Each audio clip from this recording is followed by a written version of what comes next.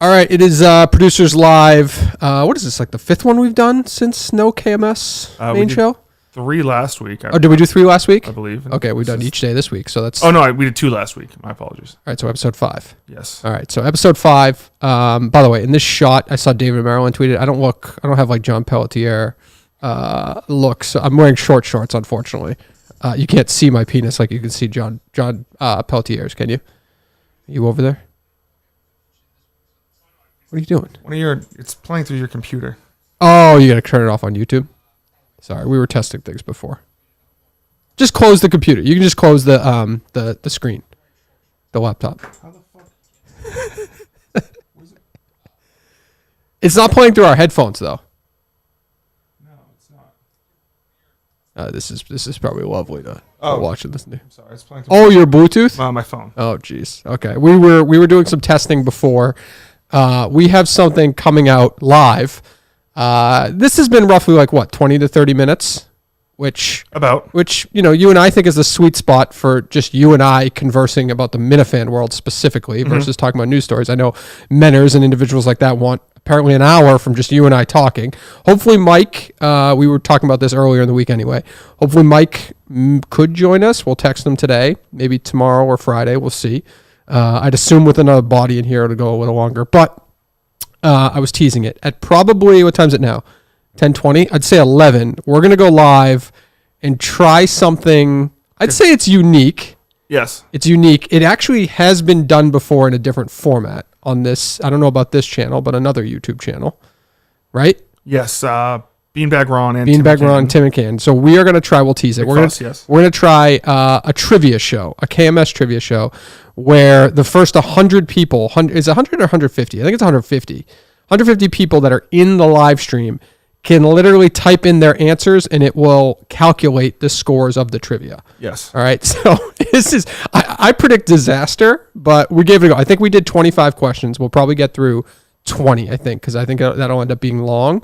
But we tested every angle of it, and it worked this morning. So we'll see if we can pull it off. That'll be 11. So we actually have we have a hard stop. If you and I get in a groove on the Producers Live show, and we start killing it, we're going the distance. We have a hard stop at 11 either way. So yeah.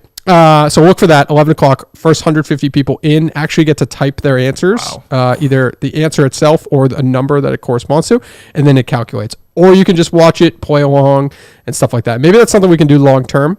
Maybe. Tim McCanton actually did help us with a few of the questions. Yes. So thank you to Tim McCanton. And I have a feeling that once he sees this, maybe if it works, maybe it's something he would want to take part in more. Yes. You know what I mean? I can definitely see him. We'll see if that works. Maybe people probably hate it anyway, but we'll be on mic and you guys can shit on it. It's not a big deal. All right, let's start with the Kirk situation continues. Still no communication, still no word. We're just going under the assumption that next week, hopefully back because of what he told us to tweet the other day, which is it's a medical situation. Hopefully it's just this week, hopefully back next week. Is that fair? Yep. That's not stopping the internet, again, from speculating things. So yesterday it was what was the altercation yesterday with Surviving? He was suspended because he ended up like punching someone in the face. Punching somebody. All right, so we went a little deeper today. This is Neighborhood Sad 7555. Headline, Kirk and Clemmer fought on Surviving, leading to suspension. By the way, this is all speculation. We know nothing. We read the internet like everybody else reads the internet. What are you laughing about? Kirk and Clemmer fight. Just the idea of them just fucking throwing each other around would be great television. Awesome. All right, here is the speculation. You get a raise if that happens. Was watching the Met stream yesterday, parentheses, kill me, and someone, parentheses, Mook Phil maybe, was talking to Clemmer when Clemmer thought they were off mic. Apparently, Clemmer lied and turned on Kirk during one of the final vote thingies. Kirk flipped out and gave Clemmer an atomic wedgie. He then started to swing Clemmer's tighty whitey band. Tighty whitey? Oh, like tighty whitey. Like the band. Yes, okay. Yes. The tighty whitey band around like a madman and hit Gia in the face with it. That's as much as I heard before someone realized they were live since they scrubbed it. So that's the latest speculation out there. A little hard to believe. A little bit. I don't think Gia is in Surviving Barstool. I think she's based out of New York. I also don't know if the tighty whitey band that hit her face would be enough to warrant a suspension, right? Like it's not It didn't injure her in any way. And Kirk can give Chris Clemmer a wedgie anytime he wants. I don't think that's suspension worthy either. Yeah, I think Clemmer would be like, he'd probably talk to Dave afterwards. He'd be like, there's no suspension. Right. Like, right. You can't suspend. Did you hear me? You cannot see my penis like John Pelletier in this shot. No. You cannot see your penis or one of your testicles. All right. Thank you. All right. So that's the latest. We know nothing. As I continue disclaimer, we know nothing. We read exactly the same things you do. I've gotten DMs. I'm sure you have. The show account has. We got nothing for you. Yeah. Whether you like it or not. All right. Sad news, which Very sad. I'm not going to lie, I think it's KMS curse related again, and I know it didn't come out of Kirk's mouth, but it came out of this studio, which is the passing of John Amos yesterday. And we, either yesterday or the day before, we didn't do a full-fledged segment on top callers of the KMS program, but John Amos was mentioned numerous times as a top 5 caller. Did we say he was the best caller or no? I don't think we said. I think we were talking about like top 5 callers. Top 5 callers, and his name came out twice, and then 48 hours later, because I don't think that was yesterday, 48 hours later, we get this news. Actually, 24 hours later, because we spoke about it it happened yesterday. Yes. So the curse continues, whether we want to admit it or not. But we figured, you know what? I know the account posted one video yesterday. I think we pulled 2 John Amos cuts if we want to just relive some of the magic, because one of the great all-time callers who we haven't heard in a long time before, because I feel like the last time I got a vibe on John Amos in general, the character behind John Amos, let's say, called as somebody else. Do you remember this? I do not remember that. I remember there was some questions about that, and I don't like that. But we haven't heard from John Amos in a while, so let's relive some of the Amos calls. Hello. It's Copperdoodle? Hello. Yes. Can y'all hear me? Oh, how's it going? Long time fan John Amos. Oh, great. How can I get those two my confused? favorite caller. It's like the same person doing the 2 voices. How are you, John? God damn. Oh, it's good to talk to you, my brother. I'm doing good. I'm glad to see you out the funny farm. Wait a minute. That's offensive. I don't think you can say that anymore. Yes. Hey, I've been listening to you for a long time, Thank you, brother. John. And I ain't no doctor. I ain't like that skinny little white man next to you, like his partner, how he a doctor. I ain't one of them. Right. I don't know about that. Okay. But I can diagnose something. Sure. I think I know what your problem is, my brother. Go ahead. You've just been surrounding yourself with talentless white people too long. That is true. That is true. I mean, we can go down the list, but I ain't even going to let you. But I'll start with that producer of yours. Go ahead. Oh, my goodness. That is a waste of a perfectly good white man right there. He is the most untalented, most unprofessional, has the worst instincts, and still couldn't make it in terrestrial radio. Now, how the fuck that possible? That's actually a good question. That's a good question, John. I mean, shit. I mean, it's just that white privilege. Had I been as white as they call name, I've been praying President Bartlett, baby. Instead of what's his name with the Percy Fitzwallace was your name on that show, sir. Yes, but I would have been praying the president of the United States. You're right. You're right. You are right. What's his name? He had the boy with the A's. What's his name? I beg your pardon? HIV. He had the... Martin Sheen. Martin Sheen. You're correct. Yes, that's all I think of him as when I think of his career. But right, yeah, I suppose that's part of the bio. Yeah, Martin Sheen. Right. Yeah, he got that boy with the AIDS. Anyway, he does. Yes, I want to take it. He used to stop by the. Wait a minute. Wait a minute. Okay, again, we're wandering. I believe you, but I'm just saying, just so people know, we're not. We can't. Well, you guys. My name's John Amos, baby. I'm out on the lam. I'm free. I ain't telling no lies. So go ahead. Charlie Cheese came by the set one time, right? And here Peter Schiff, or what we used to call him Big Dick Schiff, got it's Richard Schiff, I believe. Argument. Yeah. Is it Peter? Well, I'm losing my mind. Saying Richard and then calling a big dick would make more. But yeah, no, go ahead, John. I'm sorry. Yeah. It was John Spencer, and they got together and found out who could jerk each other off and come fast. This is not true. Well, I never heard this. Can't be true. I can't believe this. This is a true story. It was $10,000 put right there on the table. I watched it. You watched these? So these men masturbate to see who could ejaculate first? That is correct, who my won? brother. Out of curiosity. Correct, who won? Thank you. Who won? Oh, I don't know. I was too busy DP and Mary Louise Parker. Wait a minute. That did not happen. Wow. The end of West Wing was wild. Jesus Christ. Wow. I'm telling you, I don't be telling no lies. I understand. Anyway, I just wanted I just wanted to let you know that I'm a big fan of this show. Thank you. And we so glad to have you back, Kirk Minahan. You are the man when it comes to keeping people entertained during these wild ass times. Well, thank you, John. That's very sweet. Quantum Week falling apart. You got what's that white man from the Ku Klux Klan you used to work with at the radio station? Jerry Callahan. Jerry. That's right. That's the one right there. Yeah. He look. One time I'm sorry. Go ahead. I know you're emotional. Go ahead. It's hard when I just see so many untalented white people bring down a perfectly good black man like yourself. Thank you. Half gets black, me but deep yeah. down. Yeah. Well, And whatever you need to do, you need to do. But John Amos, P1 says day one, baby. Go Kirk Minahan show. Thank you, Mr. Just one of the all-time greats. An all-time caller, and one of the few calls too where it's like it doesn't seem to go on too long. Yeah. Kirk always says like when a caller, they need that second level, that second layer, and like this guy had it Always. John would call in, and he would the stories he would play off of Kirk perfectly. Like when Kirk's like, I think his name was Peter, not Dick, and he's like, very very funny, all-time caller, and also. So we found out that he died yesterday. Yes. He actually died in August. He died in August? Yes. And nobody knew until yesterday? No one, he died August 21st. Oh, God. That's like what happened with Jon Stewart. I know. Damn. Yes. Good Lord. But the John Amos tribute show. Well, unbelievable caller, as always. We don't... somebody just put in the chat, sorry, it's on my brain. Our mics are peaking a little bit. It's not... we tried to fix it a little bit, but if it let us know if it got better. If not, we'll work through it. So I think it was because of our tests earlier this morning. We'll figure it out. Yeah, we'll figure it out. So sorry if it sounds bad. Next thing, Montante with the debate last night. I don't know if you saw. He doesn't do a lot of videos, so he must have got. For him to do a video based on the reaction he was getting from a tweet that said that JD Vance is inauthentic. What? 25 comments or something like that he must have done. But he goes off on this rant, and realistically, like. JD Vance is like every other politician. None of them are authentic. And if you like JD Vance, that's fine. But like that's what they are.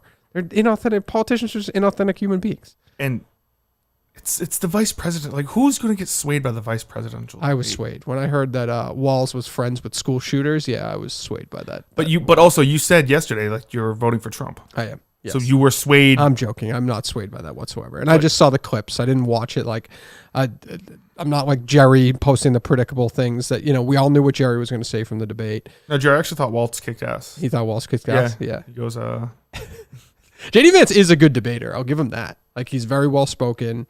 Even when the debate, like the hosts were trying to interrupt him and shit like that, and they ended up having to mute his mic. Like, I like fight like that though.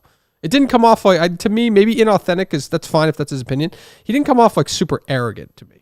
Like, I don't know. He doesn't have that bad of vibes to me, but I don't know a lot about his history. I guess I don't care. Yeah. So either way, it's not going to sway people either way. I thought the school shooter line was obviously a misspoke situation, but it was fucking hysterical. I don't know how you let that come out of you. He must have been nervous as shit to let something like that come out of his mouth. But besides that, nothing's going to move the needle. I had better things to watch last night. What'd you watch? Oh, right. Yes. What did I watch? Yes. I watched, we were both wrong. American Sports Story. What was the title of the episode again? A little bit of birthday cash. Birthday money. Birthday money. We were both wrong. Our expectation was he was going to get drafted. He had signing bonus money, and then he'd go spend it on his birthday. And it turned. Yeah, we were wrong. It was the episode starts off with Uncle Bobby. Uncle Bobby giving him a little bit of birthday cash, giving him a little bit behind closed doors. Good God. Which apparently was his brother's fault. Yep, that's right. So it starts off. It's 1996, Bristol, Connecticut. It's snowing outside, and his brother's playing. It's great football weather. Yeah. Oh, great Outdoor football weather. winter, He's catching footballs. Touchdown, Patriots. Yeah. Yep. Yeah. And then touchdown, Patriots. And then his brother's like, where's Aaron? We're starting the next game. Where the fuck's Aaron? Aaron? Knocks on the door. This is awful. Uncle walks out, zipping up his fly. Oh, just giving your brother a little bit of birthday money. Birthday money. Oh, just fucking gross. And then Aaron like pushes his brother out of the way and shows signs of anger. Yeah. And then we flash forward to the draft, basically, is what happened pretty much. Right? Yes. And then flash forward to the draft and all these agents telling him, you're going to be a top 3 pick. You're going to be a top 10 pick. What do you think of the acting of the agent he chose? He wasn't the worst, but he wasn't great either. It was Aaron Hernandez might be the best actor of them all. I don't think so. I think No? well, like the way he's playing it doesn't look like sound. I don't believe that's how Aaron Hernandez was. Sure, but they all seem like they're like over. They all seem like they're in like a high school play. Like they're overacting with everything, and then even the look, like fucking Belichick, for God's sakes. Like, Oh, at the end is great. So at the end, so he's going through. He goes to some camp in California. Gets a bunch of massages. Ends up hooking up with a guy. just yep. Goes to the NFL draft and he blows the Wonderlic test. He scores a 1 out of 10 on social maturity. So he thinks, I'm not getting drafted. He goes back to Bristol. He's fighting with his brother who's trying to get a job. He's trying to become a practice squad quarterback. Fighting with his mom. He meets up with a girl at Stop and Shop. And then so it's the day 3 of the draft. He didn't get drafted the first 2 days. And it cuts to Foxborough, Massachusetts. And it's the Patriots war room. And it's a bunch of scouts like, oh, should we take this guard? Oh, should we take this guy for when this guy, runs out of juice? Belichick's like... So they cut to him. He's wearing a hoodie. He's just like... He's got the cup that he's drinking out of. Is that a thing from Belichick that I just forgot? Drinking out of a straw like that? One of those... it's not like a solo cup, but it's like... yes. You know what I'm talking about? When he goes, he's like, what about this Aaron Hernandez kid? And everyone's like, Bill, we already drafted a tight end. What are you doing? And he's like he just thought of it on the spot. He's like, what if he rolled out with 2 tight ends? Right. Never been done before. Right. What do you think about this, Bobby? And then in comes Bob Kraft, who doesn't attempt to sound Did he call him Bobby? I think he called him Bob or Bobby. Oh, if he called him, I want to go back and see that. If he called him Bobby, was that a thing? I don't even know. But Bob Kraft, by the way, like the most self-tanner in human history on that actor. Yes, and he sounds nothing like Bob him Kraft. whatsoever. Nothing. So he gets drafted, and then it ends with him celebrating, being like, well, I'm going to be a Patriot. Him and his brother are jumping up and down. That's a great scene where they're both running toward each other. Not a bad scene. And they had just gotten into a fight. They just got into a fight where he was choking him out. Right. Justin Grace is in the chat. Says, since I play Kirkman in an Aaron Hernandez show, why not let me fill in for him? Oh. That could work. Yeah, DM him. See if but another great episode. Like I said, so he goes out to his agent's training camp to get him ready for the NFL draft, and he keeps on having this tightness in his leg, and he goes back and he's getting massaged by this physical therapist. Yep. And then at one point, he starts getting a little close to his groin. He just bricks up. Yep. He just nothing to be embarrassed about. Nothing to be embarrassed. I agree. But with he gets up and he runs out and he's like, "Listen, Aaron, it's not that big of a deal. Yep. Come back. My job is to get you back on the field." Right.